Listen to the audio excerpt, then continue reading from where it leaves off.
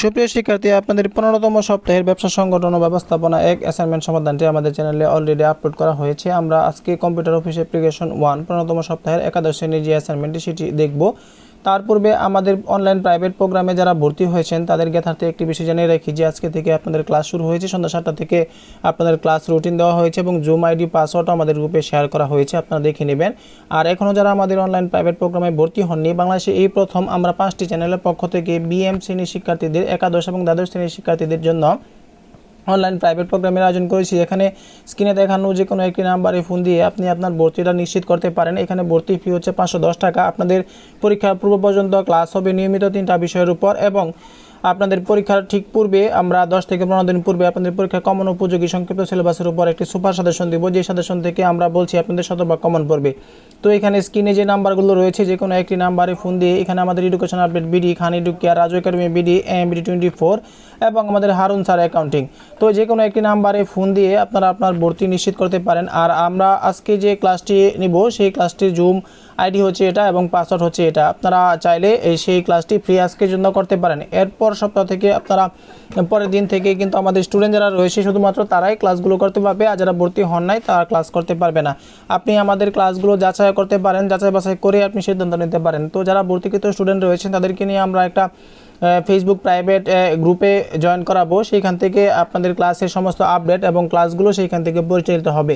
কাজে এখনও যারা ভর্তি হন নাই তারা দ্রুত ভর্তি হয়ে যাবেন, এই আশাবাদ ব্যক্ত রেখে আজকের অ্যাসাইনমেন্ট সমাধান আমরা শুরু করছি। প্রথমে আমরা দেখব শিরোনাম আধুনিক কম্পিউটার সিস্টেমের সংগঠন ব্যাখ্যাকরণ। অ্যাসাইনমেন্টের নাম্বার হচ্ছে 10, বিষয় কোড 1813। আপনারা জানেন, আমরা প্রশ্ন দেখার চেষ্টা করি। প্রশ্নের মধ্যে বলা হয়েছে কম্পিউটার সংগঠনের প্রাথমিক ধারণা। কম্পিউটারের প্রধান সাংগঠনিক অংশ যেমন ইনপুট, গাণিতিক নিয়ন্ত্রণ অংশ, মেমোরি, আউটপুট ইত্যাদির 5টি বর্ণনা দিতে হবে। পাশাপাশি আমাদের এই 5টির কাজ লিখতে হবে, অর্থাৎ 2 এবং 3 আমরা একসাথে করব, এর বর্ণনা দিব এবং কাজও একসাথে দিয়ে দেব। তাহলে আমাদের নির্দেশনা 2টির মাধ্যমে কিন্তু আমরা শেষ করতে পারবো। তো চলুন আমরা প্রথমে দেখে নেই আমাদের কম্পিউটার সংগঠনের প্রাথমিক ধারণার মধ্যে কি রয়েছে। তো কম্পিউটার সংগঠনের প্রাথমিক ধারণার মধ্যে দেখতে পাচ্ছেন কম্পিউটার সংগঠন বলতে মূলত হার্ডওয়্যারের সংগঠনকে বোঝায়। কম্পিউটারের বিভিন্ন প্রকার যন্ত্র বা যন্ত্রাংশের সমন্বয়ে গঠিত। বিভিন্ন ধরনের কাজের প্রয়োজনে কম্পিউটার বিভিন্ন যন্ত্র ও যন্ত্রাংশের সুনির্দিষ্ট নিয়ম অনুযায়ী পরস্পরের সাথে সংযুক্ত থাকে। কম্পিউটার বিভিন্ন যন্ত্র ও যন্ত্রাংশ পারস্পরিক সংযোগ দ্বারা সংযুক্ত করা অবস্থাকে কম্পিউটার সংগঠন বলা হয়। কম্পিউটার সংগঠনের প্রধান 5টি অংশ যেমন ইনপুট অংশ, আউটপুট অংশ, control unit, arithmetic logic unit, memory unit এবং আউটপুট ইউনিট। তো এইগুলো আমরা চিত্রের মাধ্যমে দেখিয়েছি, আপনারা এই চিত্রটা আঁকতে পারেন। অবশ্যই স্থিতি গাণিতিক অংশ ও নিয়ন্ত্রক অংশ একত্রে কেন্দ্রীয় প্রক্রিয়াকরণ অংশ বা সিপিইউ বলা হয়। নির্মিত চিত্রের সাহায্যে কম্পিউটার সাংগঠনিক অংশসমূহ দেখানো হলো। তো এই চিত্রটা কিন্তু আপনারা আঁকতে পারেন আপনাদের ভালো সাজানো গোছানোর জন্য। এরপর আমরা যে বিষয়টি করব সেটি হচ্ছে আমাদের নির্দেশনা 2-এ রয়েছে এই 5টি অংশের সাংগঠনিক অংশের বিবরণ এবং 3-এ রয়েছে সাংগঠনিক অংশের কাজসমূহ। তো আমরা 2 এবং 3 একসাথে করব। আমরা এইভাবে লিখব, নিম্নে কম্পিউটারের প্রধান সাংগঠনিক অংশসমূহের বিবরণ ও এদের কাজগুলো আলোচনা করা হলো। এটুকু লিখে আমরা পরবর্তী অংশে চলে যাব, যেখানে আমরা প্রথমেই দেখব ইনপুট অংশ। আপনারা দেখতে পাচ্ছেন যে ইনপুট ইউনিট ব্যবহারকারী প্রদত্ত উপাত্ত ও বিভিন্ন উৎস থেকে উপাত্ত সংগ্রহ করে সিপিইউ বা কেন্দ্রীয় প্রক্রিয়াকরণের অংশের প্রধান স্মৃতিতে সংরক্ষণ করে। এটা কিন্তু ইনপুট অংশের একটি কাজের মধ্যে পড়ে। অর্থাৎ ইনপুট অংশের কাজ হলো ব্যবহারকারী বা বিভিন্ন উৎস থেকে ডেটা বা নির্দেশ গ্রহণ করে কেন্দ্রীয় প্রক্রিয়াকরণে অংশে প্রেরণ করা। আমরা কাজ কিন্তু এখানে বলে দিলাম। আর বিবরণ হচ্ছে বিভিন্ন ধরনের ইনপুট ডিভাইসের মাধ্যমে ইনপুট ইউনিটকে কম্পিউটারকে ডেটা বা নির্দেশ প্রদানের কাজটি সম্পাদন করে। এই ধরনের কিছু ইনপুট ডিভাইসের উদাহরণ হলো keyboard, mouse, scanner, OMR, OCR, joystick, punch card, light pen ইত্যাদি। এরপর আমরা দেখব নাম্বার 2। এটা যদি আমরা নাম্বার 2 ধরি, নিয়ন্ত্রক অংশ বা কন্ট্রোল ইউনিট, যেখানে বলা হয়েছে কন্ট্রোল বা নিয়ন্ত্রণ ইউনিট কম্পিউটারের সকল অংশের নিয়ন্ত্রণ ও পরিচালনার কাজে নিয়োজিত থাকে। এটি কম্পিউটারের প্রতিটি নির্দেশ পরীক্ষা করে এবং কার্যকর করার জন্য প্রয়োজনীয় সংকেত তৈরি করে। মেমোরিতে কখন তথ্যের প্রয়োজন হবে, সহায়ক মেমোরি হতে কখন প্রধান মেমোরিতে তথ্য দিতে হবে, কখন ইনপুট হতে উপাত্ত নিতে হবে, কখন ফলাফল দিতে হবে, এইসব বিষয় নিয়ন্ত্রণ করে। নিয়ন্ত্রণ ইনপুট ইউনিটের প্রধান কাজই হলো মেমোরি হতে ইনস্ট্রাকশন কোড পড়া ও ডিকোড করা এবং মাইক্রোপ্রসেসরের অন্য অংশসমূহকে কাজে লাগানোর জন্য প্রয়োজনীয় কন্ট্রোল সিগন্যাল তৈরি করা। যেমন গাণিতিক কার্যক্রম পরিচালনা করার জন্য মাইক্রোপ্রসেসর গাণিতিক অংশ যুক্তি অংশকে কন্ট্রোল সিগন্যালের মাধ্যমে নির্দেশ প্রদান করে। এখানে আপনারা চিত্র দেখতে পাচ্ছেন কন্ট্রোল ইউনিট, এই চিত্রটার সাথে কিন্তু যুক্ত করে দিবেন। এরপর আমরা চলে যাব পরবর্তী অংশে, যেখানে বলা হয়েছে গাণিতিক যুক্তি অংশ, যেটাকে বলা হয় এএলইউ বা অ্যারিথমেটিক লজিক ইউনিট। নিয়ন্ত্রণ অংশে তত্ত্বাবধানের গাণিতিক যুক্তি অংশ বা এএলইউ বিভিন্ন ধরনের গাণিতিক বা লজিক্যাল অপারেশনের কাজ করে সম্পাদন করে। বেশিরভাগ গাণিতিক অপারেশনগুলো হলো যোগ, বিয়োগ, গুণ, ভাগ এবং লজিক্যাল অপারেশনগুলো হলো তুলনা, সত্য মিথ্যা যাচাই করা ইত্যাদি। আবার কোনো রেজিস্টারে পরিষ্কারকরণ এবং রেজিস্টারে সংরক্ষিত তথ্য বা সংখ্যাকে ডানে বামে সরানো ইত্যাদি কাজও এই অংশের মাধ্যমে সম্পাদিত হয়। বিভিন্ন ধরনের ইলেকট্রনিক বর্তনী সহায়তায় গাণিতিক যুক্তি অংশ হলো এই কার্যাবলী সম্পাদন করে থাকে এবং প্রয়োজনীয় ফলাফল অস্থায়ীভাবে রেজিস্টারে সংরক্ষিত করে রাখে।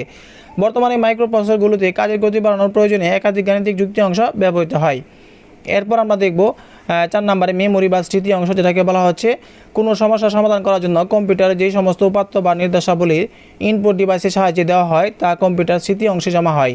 কম্পিউটারের সাধারণত প্রধান ও সহায়ক স্মৃতি অংশ বিদ্যমান। প্রধান স্মৃতি একটি পঠন বা লিখন অর্ধপরিবাহী স্মৃতি।